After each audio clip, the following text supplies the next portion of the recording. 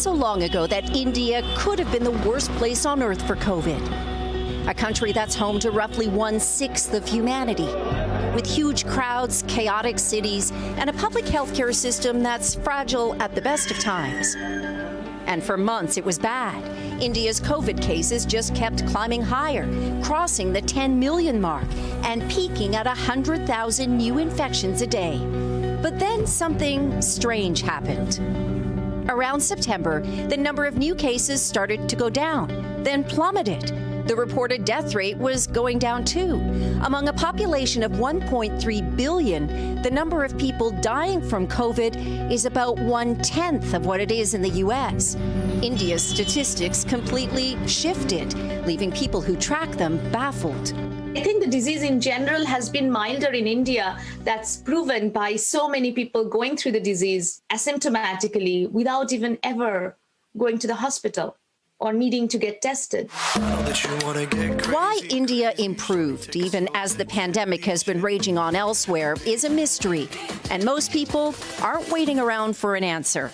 SEJAL KUKREJA had already postponed her wedding once during the lockdown, and she wasn't about to call it off again, even though she was recovering from COVID in the weeks leading up to the big day. The marriage became more important than the wedding itself. I was a complete bridezilla, and I wanted everything, and I planned everything to the T, you know? Nearly all of the 250 people on the guest list first got tested for COVID. Everything went off without a hitch. Scientists are exploring a range of theories to explain India's riddle. Factors like youth. Nearly half the country is under the age of 25. 2/3 of the population is in rural areas, where people are outside more and windows are open. And bad accounting, the idea that more sick and dying people just weren't reported. For whatever reasons, India got lucky. Because if this epidemic had been half as serious as it was elsewhere, my God, I cannot even fathom how disastrous it could have been. Vaccines are only now factoring into it. And so India is open again, though masks are still required on the streets and violators are fined on the spot. Some states are seeing an uptick in cases, but with milder symptoms. What intrigues scientists about India's comeback is seroprevalence. That's the rate of individuals who test positive for antibodies.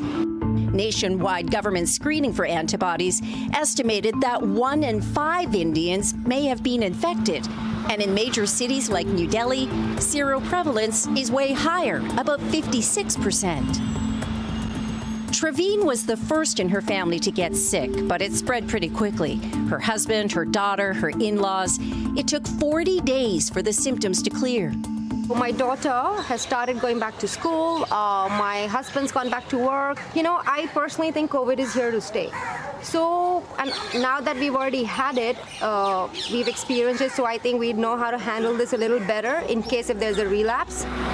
And another theory that's being explored is that some people in India just have more experience with exposure to diseases like typhoid, cholera, and tuberculosis. Think of it as survivorship bias. The 70-year-old who's managed to survive all the different assaults that their immune system has been assaulted with, that person is not your average person. The worry now, though, is that virus mutations are already showing up, bringing the risk of reinfection.